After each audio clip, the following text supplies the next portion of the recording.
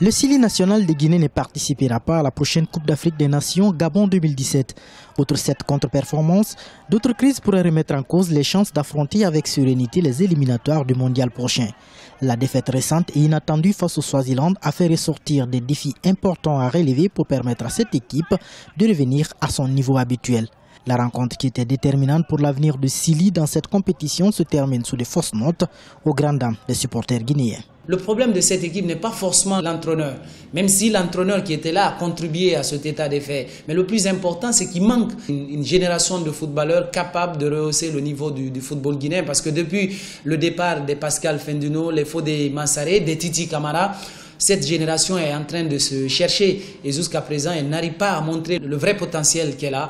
Et très malheureusement, ça pèse beaucoup sur le football guinéen. Dans cette phase difficile que traverse l'équipe nationale guinéenne de football, la question de promouvoir désormais une expertise locale à la tête de cette sélection se pose.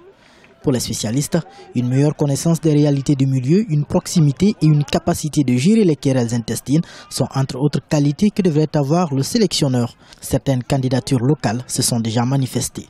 Il y a des joueurs intéressants qui, par le passé, quand même, ont montré qu'ils avaient la capacité de fédérer un groupe qui sont écoutés. Bien naturellement, récemment, il y a Diambo Bobalde qui a postulé. Il y a en plus des joueurs comme Pablo Thiam, par exemple, qui se trouvent dans l'organigramme du Wolfsburg, le club de Ligue de la Bundesliga allemande.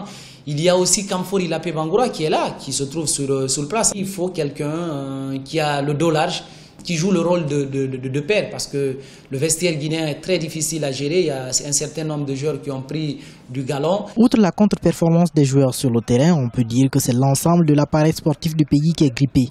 La Fédération guinéenne de football tente de sortir d'une crise qui a eu des répercussions importantes sur l'équilibre des différents championnats locaux. C'est dans ce contexte d'instabilité que pourraient s'ouvrir bientôt les éliminatoires de la Coupe du Monde 2018, tout un défi à relever.